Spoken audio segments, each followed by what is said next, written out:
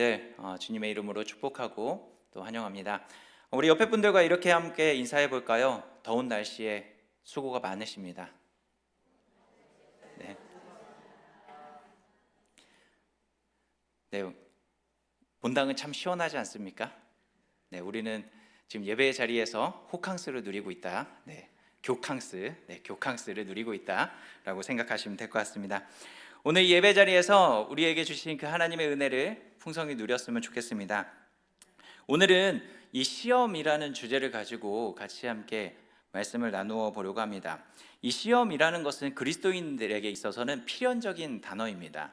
사실 우리가 시험 없는 신앙생활을 원하는 게 사실 우리의 마음이죠. 그래서 만사 형통합니다. 또 하나님께서 늘 우리를 도우시면서 인도해 주셔서 위로해 주시고 평안을 주십니다 라고 하는 이야기만 듣고 싶어 합니다.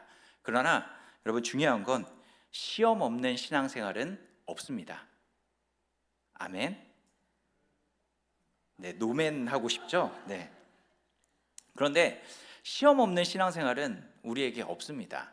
그러니까 결국 시험은 그리스도인 됨의 어떤 한 표징이라는 것이죠. 그래서 야고보는 이 야고보서를 열어가면서 이 시험에 대한 주제를 끊임없이 풀어나가고 있는 모습을 볼 수 있습니다. 초대교회 성도들에게도 이 시험의 문제가 굉장히 중요한 것이었고, 더 나아가 지금 현재를 살고 있는 우리에게도 이 시험은 굉장히 중요한 주제라는 것이죠. 시험이란 단어는 헬라어로 페이라스모스라고 이야기를 하는데, 이 단어는 두 가지의 뜻을 갖고 있습니다. 하나는 13절, 오늘 본문의 13절부터 이 이후에 나오는 이 시험이란 단어에 사용되어진 의미로 내적인 시험, 유혹을 이야기할 때 이 시험이다라고도 이야기를 하고, 또 본문 12절 말씀에 나오는 이 시험이란 단어는 외적인 시험, 그래서 시련이라고 하는 이 의미로 사용이 되어집니다. 이 시험이라는 것은 두 가지 의미로서 우리에게 다가오는데, 그러면 오늘 이 본문의 말씀을 통하여서 우리에게 다가오는 이 두 가지의 시험을 우리가 어떻게 받아들이고, 더 나아가 이 시험 가운데서 우리가 어떻게 승리해 나아갈 수 있는지를 같이 함께 말씀을 통해 은혜 나누기 원합니다. 여러분, 시험이 여러분 삶 가운데 있기 원하시나요? 필연적이라 이야기하지만 사실 시험은 우리 삶 가운데 저 멀리 떠나 있기 원하는 하나의 주제입니다. 근데 제가 만약에 신방을 가서 그 집을 위해서 기도하는데, 하나님 아버지, 우리 집사님의 삶 가운데 시험이 늘 가득 넘쳐나게 해주시고, 좌로 가든 우로 가든 앞으로 가든 뒤로 가든 늘 시험의 그 한가운데 서 있게 해주십시오 라고 기도한다면 어떻게 반응하시겠습니까?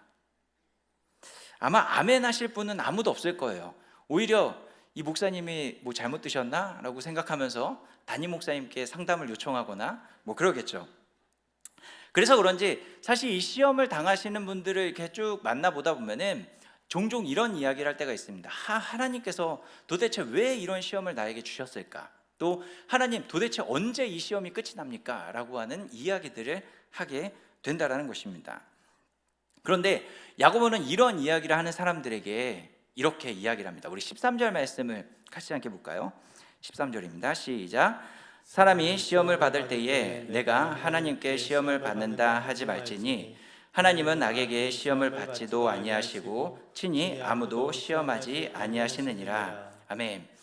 사람이 시험을 받을 때 내가 하나님께 시험을 받는다라고 이야기하지 말라는 것입니다. 이 시험은 하나님께서 주시는 것이 아니라는 것이죠.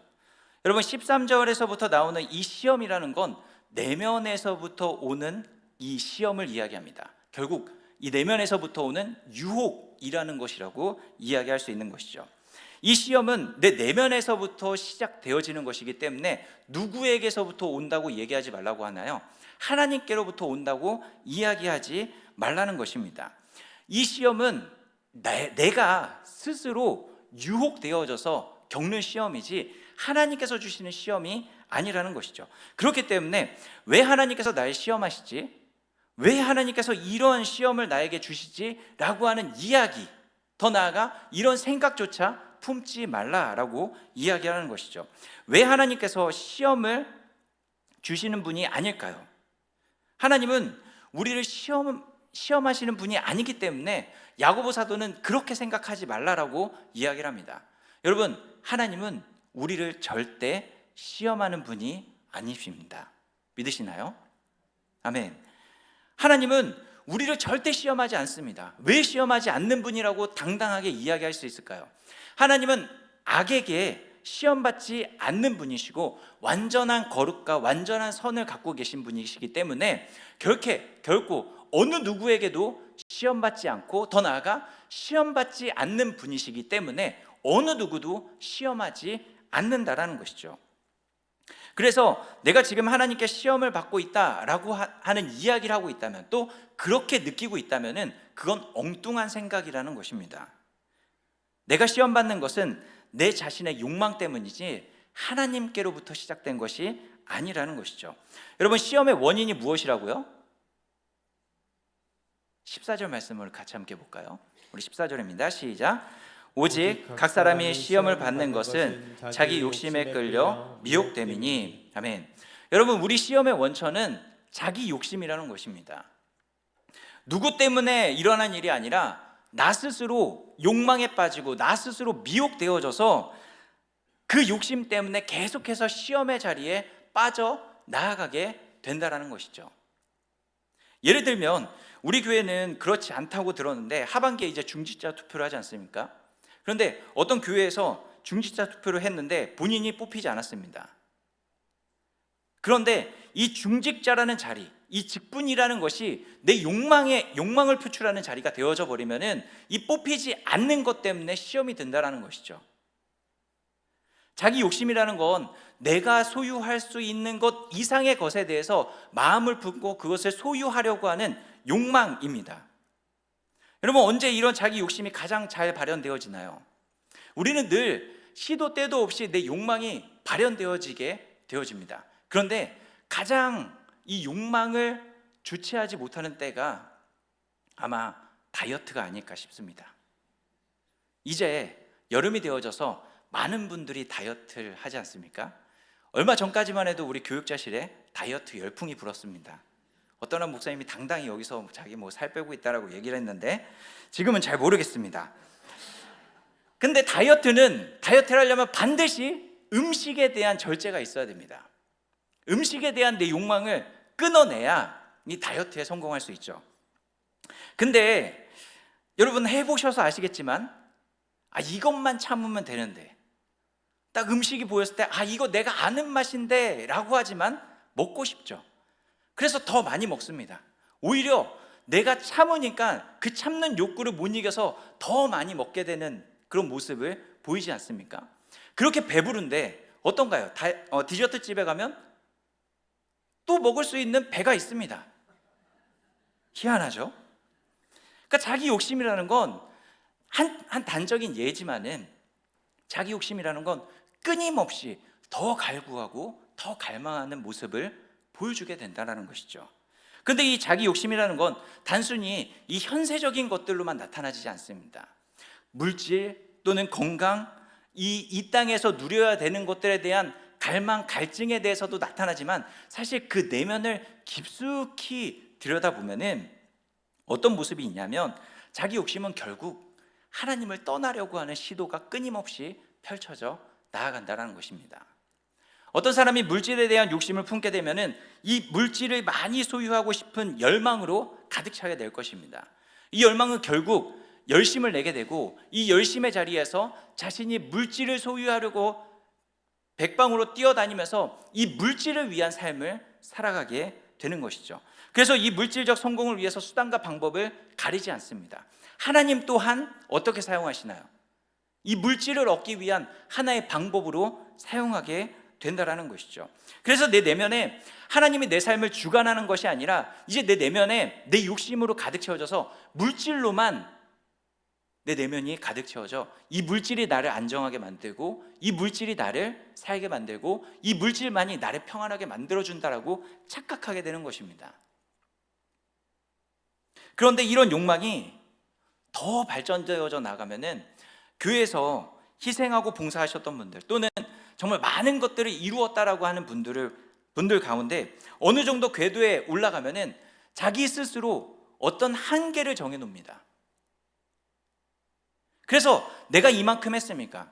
하나님, 내가 이만큼 하나님을 섬겼으니까 라고 이야기하면서 하나님 앞에 큰 죄를 짓진 않겠습니다. 그러나 내가 신앙생활하는 데 있어서 내가 원하는 것만큼, 내가 생각하는 것만큼만 나는 신앙생활 하겠습니다 라고 자기 스스로 자기 합리화를 해나가면서 내가 원하는 욕망을 채우는 도구로서 신앙생활을 하는 모습을 보일 때도 있다는 것입니다. 그래서 자기 욕망이 만족되어지는 것만큼 신앙생활을 하는 것이죠. 그런데 이 자기 합리화에 빠져있는, 자기 욕망에 빠져있는 사람들은 과대망상에도 빠집니다. 어떤 과대망상이 나타나질까요? 교회에 내가 없으면 안 돼, 우리 부서에 내가 없으면 절대 안 돌아가 라고 하는 말도 안 되는 그런 자기 중심적인 사고를 가지고 스스로를 섬기는 그런 우를 범하게 된다는 것이죠. 자기 욕심은 결국 욕망을 표출하게 되고 자기 합리화를 표출하는 도구가 되어집니다. 그래서 하나님도 자기 욕심을 이루는 도구로 만들어버리게 되는 것이죠. 이 내면에서 올라오는 이 유혹은 결국 끊임없이 우리를 파괴의 자리로 이끌어 나아가는 것입니다. 이 모습을 오늘 본문 15절에서 이렇게 잘 표현을 하고 있는데요, 우리 본문 15절 말씀도 같이 함께 볼까요? 시작. 욕심이 잉태한 즉 죄를 낳고 죄가 장성한 즉 사망을 낳느니라. 아멘. 여러분, 욕심이 그냥 가만히 있는다라고 얘기하나요? 욕심은 가만히 있지 않습니다. 욕심은 잉태해서 죄를 낳게 되는 것이죠. 욕심은 우리 눈을 가려서 무엇인지 분별하지 못하게 만들어버립니다. 하나님이 어떤 분인지도 알지 못하게 만들어버리고 하나님을 왜곡할 뿐만 아니라 내가 행동하고 내가 선택하고 내가 걸어가는 그 모든 걸음들이 어떤 걸음인지도 깨닫지 못하게끔 우리 눈을 가려버리는 것이죠. 그래서 하나님의 진리의 말씀의 자리로 우리를 이끌어가는 것이 아니라 오히려 우리 눈이 가려져서 분별하지 못함을 통해 죄의 자리로 우리를 끊임없이 이끌어 나아가게 된다는 것이죠. 그래서 욕심은 계속해서 우리 눈을 가려서 미혹하고 분별하지 못하게 만듭니다. 그래서 죄의 자리로 이끌어가죠. 죄는 무엇을 낳나요? 죄는 결국 사망을 낳게 되는 것입니다. 이 사이클이 다윗의 삶 가운데 굉장히 정확하게 잘 나타나져 있습니다. 다윗을 한번 생각을 해보십시오. 다윗은 정말 하나님 앞에 신실한 종이었습니다. 하나님의 마음에 합한 자라고 칭할 만큼 하나님의 그 일을 온전히 감당해냈던 왕이었죠. 그런데 다윗이 하나님 앞에 실수했던 적이 있습니다. 다윗이 밧세바를 범하는 사건을 보면 이 사이클이 잘 나타나집니다. 다윗이 무엇을 봤나요? 밧세바를 봤습니다. 욕망을 품죠. 저 여인을 내가 가져야 되겠다. 그리고 이 욕망은 결국 죄를 낳는 자리로 가게 됩니다. 어떤 죄를 낳게 되나요? 이 자신의 이 욕망을 숨기기 위해서 그 밧세바의 남편이었던 우리아를 죽이는 자리로 가게 됩니다. 죄를 낳게 되죠. 결국 이 죄는 어디까지 가게 될까요? 사망을 낳게 됩니다. 어떤 사망을 낳죠? 이 사건을 통해서 태어난 아이가 죽게 되는 것입니다. 여러분, 다윗이 얼마나 하나님 앞에 신실하고 충성된 종이었나요? 그런데 그가 욕심에 눈이 가려져 버리니까 자신이 무엇을 보고 있었는지 깨닫지 못했고 자신이 어떤 행동을 하고 있는지도 정확하게 깨닫지 못했던 것입니다. 나단 선지자가 와서 하나님의 말씀을 증거했음에도 불구하고 그는 깨닫지 못했습니다. 바로 그 자가 당신입니다라고 얘기하기 전에는 그가 하나님의 말씀에 대해서 깨닫지 못하는 영적 사망의 상태에 빠져버리게 되었던 것이죠. 결국 내면에서부터 오는 이 시험인 자기 욕심을 제대로 다스리지 못하면 영적 사망에 빠져버리게 되는 것입니다. 욕심은 자기 욕망의 포로가 되어서 죄를 잉태하게 되고 죄가 장성해서 사망을 낳게 되는 것입니다. 이 사망의 사이클이 있기 때문에 우리는 욕심에 이끌리는 삶을 살아가서는 안 된다라는 것이죠. 이 시험에 빠지지 않도록 우리는 깨어 있어야 된다라는 것입니다. 그런데 이런 내적인 시험만 우리에게 있는 것이 아니죠. 외적인 시험도 우리에게 다가옵니다. 우리 12절 말씀을 같이 함께 볼까요? 12절입니다. 시작. 시험을 참는 자는 복이 있나니 이는 시련을 견디어낸 자가 주께서 자기를 사랑하는 자들에게 약속하신 생명의 면류관을 얻을 것이기 때문이라. 아멘. 시험을 참는 자는 복이 있다라고 이야기를 하면서 이 시험에 대해서 무엇이라고 얘기하냐면 시련이다라고 이야기를 합니다. 이 12절에 나오는 이 시험이란 단어는 외적으로, 외부로부터 오는 시험, 바로 시련을 이야기를 합니다. 우리에게 다가오는 이 시련은 사실 우리가 스스로 선택해서 우리에게 오는 것이 아닙니다. 내적인 시련은 나 스스로 짓는 시험이지만, 그러나 외적인 이 시험은 누군가에게서부터, 외부로부터 우리에게 다가오는 것들이죠. 그래서 우리에게 다가오는 이 시련은 사실 너무나도 많은 요소들로 인해서 우리에게 다가옵니다. 그런데 중요한 요소 중에 하나가 뭐냐면 죄 때문에 이 시련이 우리에게 다가온다라는 것이죠. 세상이 타락하고 세상이 죄로 물들어 있기 때문에 우리 외부로부터 우리에게 다가오는 것들은 끊임없이 이 죄의 결과들에 대한 외부의 이 시험이 끊임없이 다가온다라는 겁니다. 그래서 이 외부로부터 오는 시험은 선한 사람이든 악한 사람이든 끊을 수 없이 끊임없이 다가오게 되는 것입니다. 우리가 원치 않게 만나게 되는 시련들이 너무나도 많이 있지 않습니까? 어떤 시련들이 있을까요? 가난이 우리에게 시련이지 않습니까? 사실 우리나라는 경제 강국이지만 지금 필리핀 단기 선교를 가 있는데 이 필리핀 땅에 만약에 내가 태어났다고 생각을 해보십시오.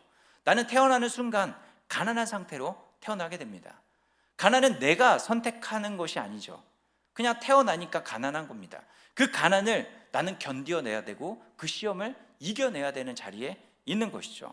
그리고 또 내가 잘못하지 않았지만 내 배우자, 내 외부에 있는 사람, 그 사람의 어떤 중독이나 또 여러 가지 문제들로 인해서 내가 고통을 당할 수도 있다라는 것입니다. 또 믿음 생활에 나가면서 믿음을 지키기 위해서 애썼지만은 그 믿음 때문에 불평등한 그런 일들을 겪을 때도 있다라는 것입니다.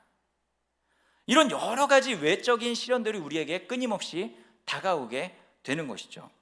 그럼 이런 시련이 올 때 우리는 어떻게 반응을 해야 됩니까?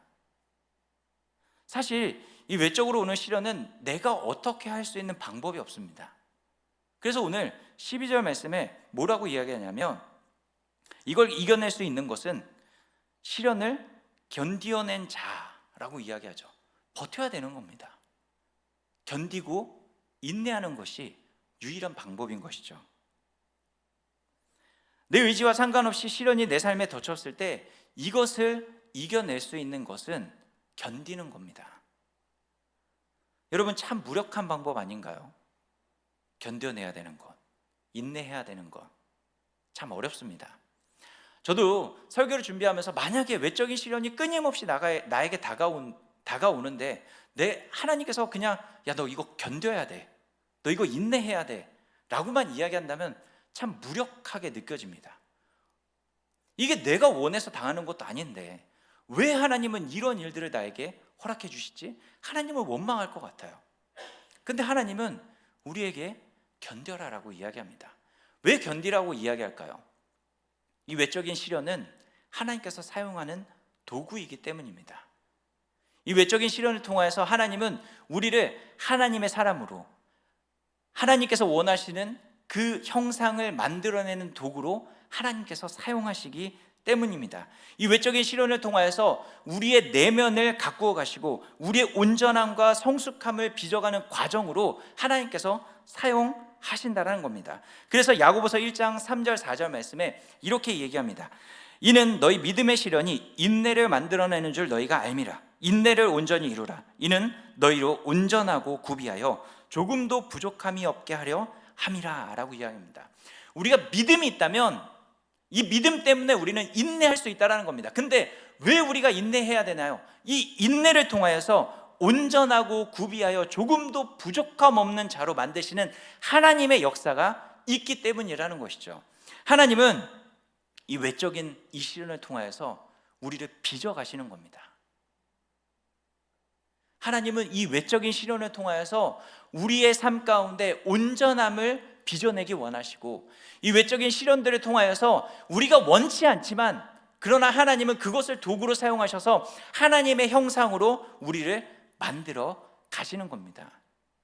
그렇기 때문에 여러분, 정말 힘들더라도, 외적인 시련이 다가온다 할지라도 염려하지 마시고 그 자리를 버티며 인내하며 나아가 보시기 바랍니다. 그럼에도 여러분, 외적인 시련이 다가오는 거 좋으시나요? 이제 그만하시죠 할 만한 시간을 보내시는 분들도 계실 겁니다. 그런데 우리에게 이런 시련이 있다는 건 어쩜 축복입니다. 왜 축복일까요? 우리 18절 말씀을 같이 함께 볼까요? 18절입니다. 시작. 그가 그 피조물 중에 우리로 한 첫 열매가 되게 하시려고 자기의 뜻을 따라 진리의 말씀으로 우리를 낳으셨느니라. 아멘.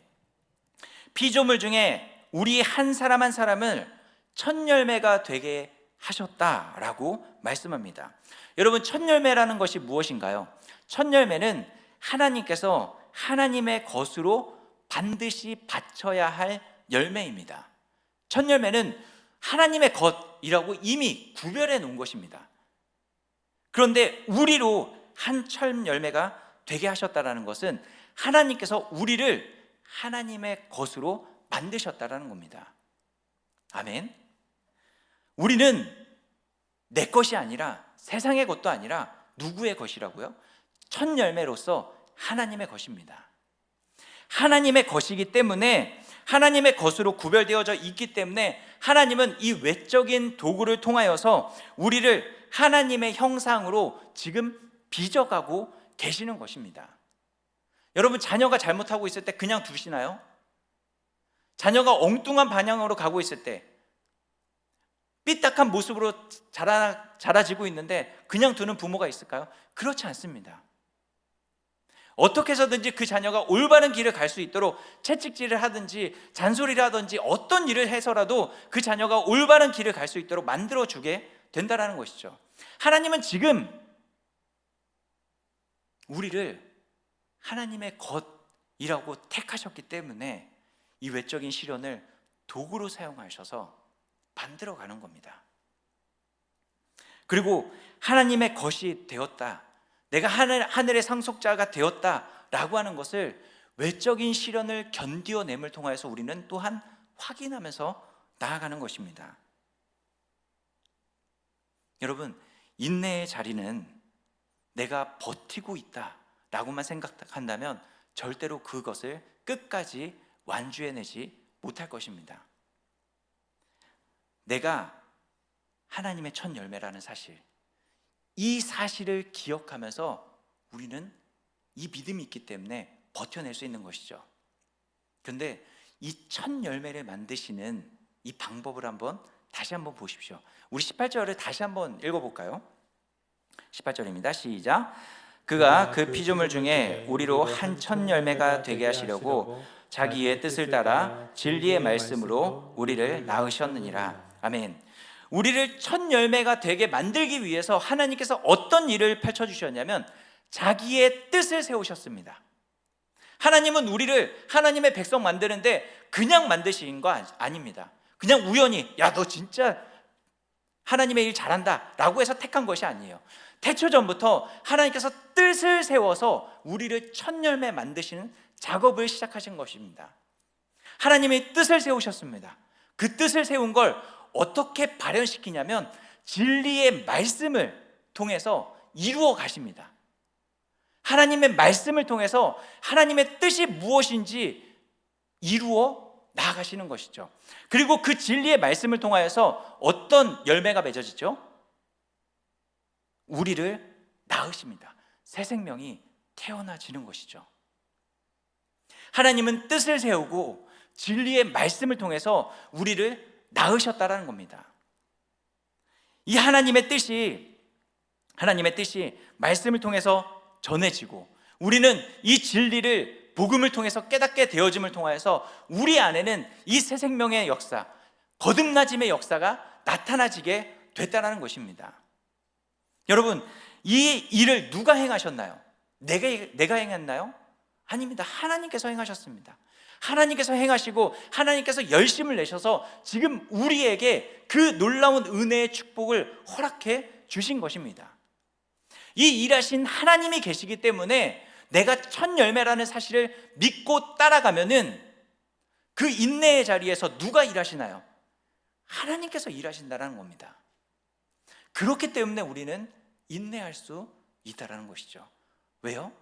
내가 일하는 것이 아니라 하나님께서 일하시기 때문에.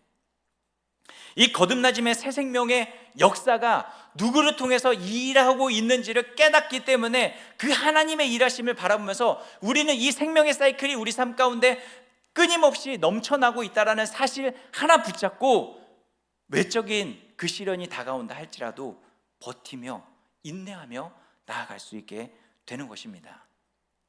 여러분, 우리에게 이 두 가지의 시험이 끊임없이 다가오게 됩니다. 내적인 시련과 내적인 유혹과 외적인 시련이 우리 가운데 끊임없이 다가옵니다. 내적인 시험인 유혹은 우리를 끊임없이 자기 욕심의 굴레에 빠져 만들게 해서 죄를 낳고 죄가 장성해서 사망의 자리로 우리를 이끌어갑니다. 내적인 시험은 우리를 사망의 사이클로, 유혹의 사이클로 끊임없이 우리를 이끌어내게 만든다는 것이죠. 그리고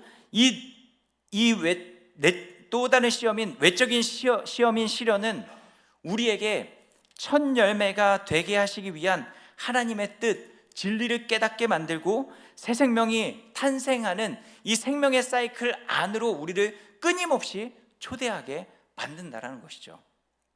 이 두 가지의 시험이 우리에게 끊임없이 다가옵니다. 우리는 선택해야 되는 것이죠. 이 시험을 지혜롭게 이겨낼 수 있는 힘을 길러야 되는 것입니다. 외적인 시험이 오더라도 지혜롭게 그것을 잘 견뎌낼 수 있어야 되는 것이고, 내적인 유혹이 온다면 그 내적인 유혹을 이겨내서 하나님의 뜻을 온전히 이루어 나아갈 수 있는 자리로 가야 된다는 것입니다. 우리는 그 힘을 길러내야 되는 것이죠. 그럼 어떻게 우리는 이 시험 가운데서 온전한 승리를 얻어낼 수 있을까요? 첫 번째로 우리가 기억해야 될 것은 하나님을 오해하지 않아야 되는 것입니다. 우리 본문 16절 말씀을 같이 함께 볼까요? 16절입니다. 시작. 내 사랑하는 형제들아 속지 말라. 아멘. 내 사랑하는 형제들아 속지 말라라는 것입니다. 무엇을 속지 말라는 것일까요? 이 속지 말라는 이야기는 다른 말로 바꿔서 이야기하면 하나님에 대해서 오해하지 말라는 것입니다. 이 두 가지의 시험에서 우리가 온전히 지혜롭게 이겨낼 수 있는 길은 속지 않아야 됩니다. 하나님을 오해하지 않아야 됩니다. 여러분, 왜 우리가 유혹의 사이클에 빠지는 이유가 무엇입니까? 내 내면에서 오는 그 유혹의 사이클 가운데서 이 유혹을 이겨내지 못하는 이유가 무엇이었죠? 하나님이 날 시험하고 있어 라고 오해했기 때문입니다. 우리에게 다가오는 외적인 시련을 우리가 왜 잘 견뎌내지 못할까요?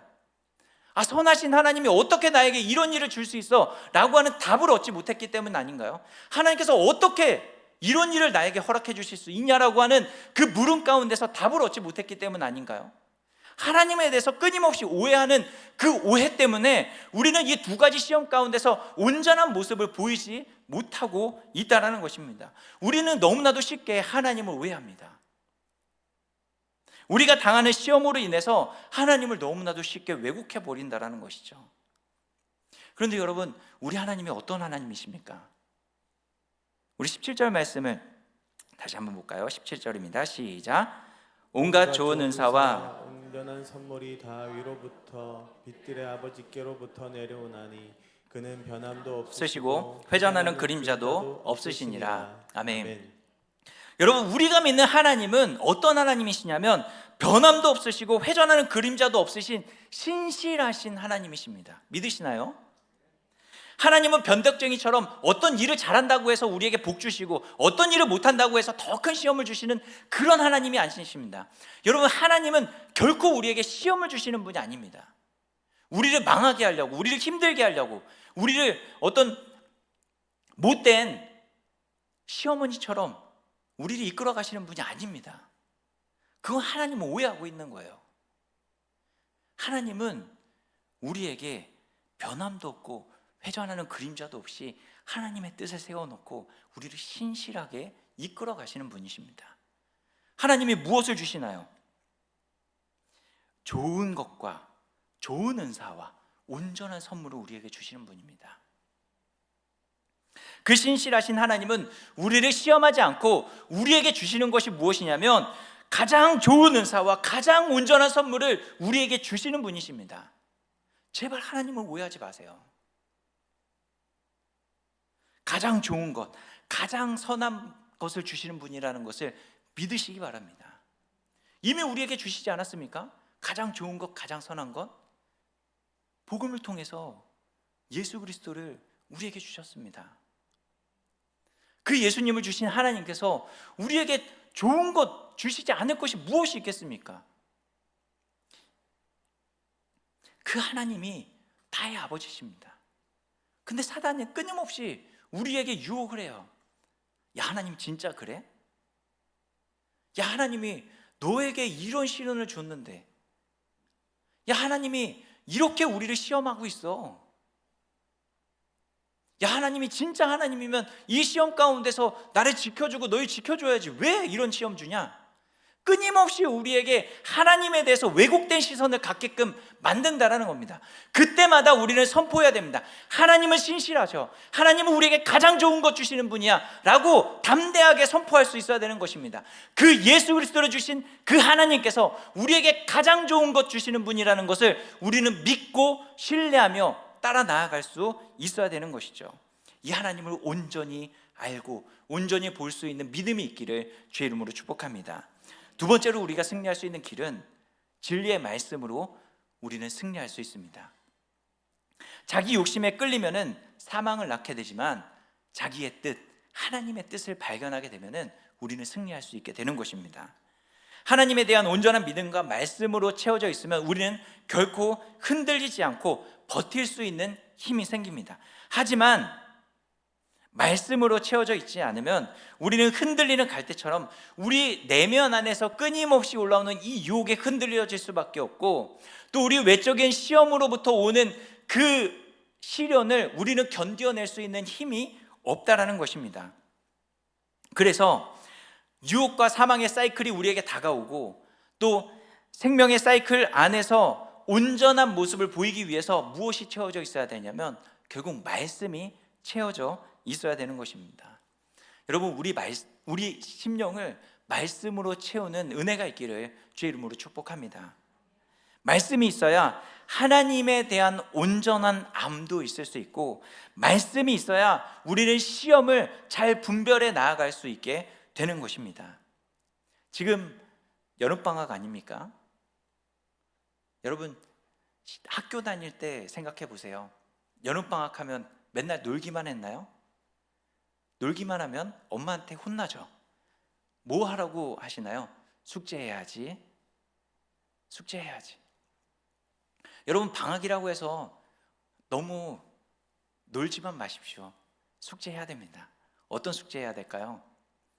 말씀을 보는, 말씀 안에 있는 그 숙제를 우리는 끊임없이 해나가야 되는 것입니다. 25년도 시작하면서 성경 필사 이미 마친 분들도 참 많이 있습니다. 근데 끝까지 완주해 보시기 바라요. 그리고 공동체 성경 읽기 잘하고 계신가요? 제가 요즘 공동체 성경 읽기를 할 때마다 가슴이 너무나도 아픕니다. 조회수가 너무 많이 떨어졌어요. 제가 우리 교회 유튜브 관리하는 사람은 아니지만 조회수가 떨어졌어요. 조회수를 올려야 됩니다. 우리가 성경을 읽는데 일독을 하는 것에 목표를 두지 마십시오. 일독을 하는데 목표를 두면은 하다가 안 되면 포기해 버립니다. 에이, 다음에 하지, 내년에 하지.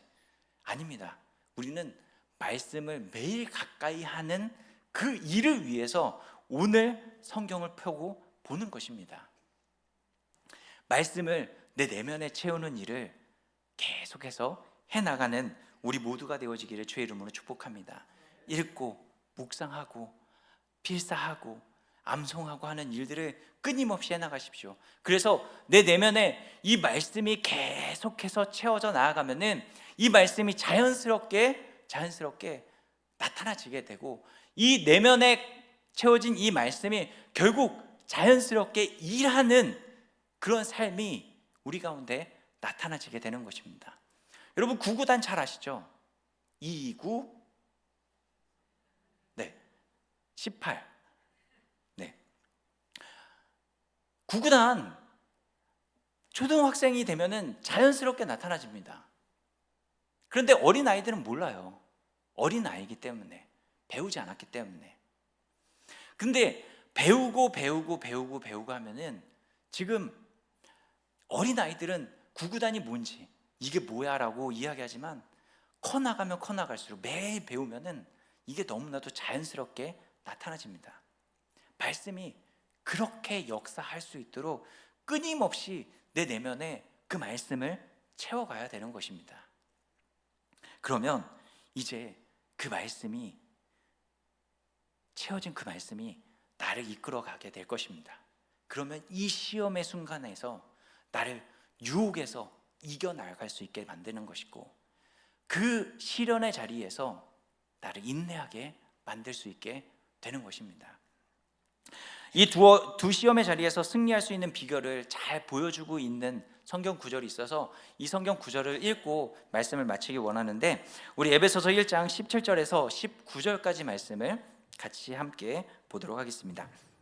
에베소서 1장 17절에서 19절 말씀입니다. 함께 봅니다. 시작.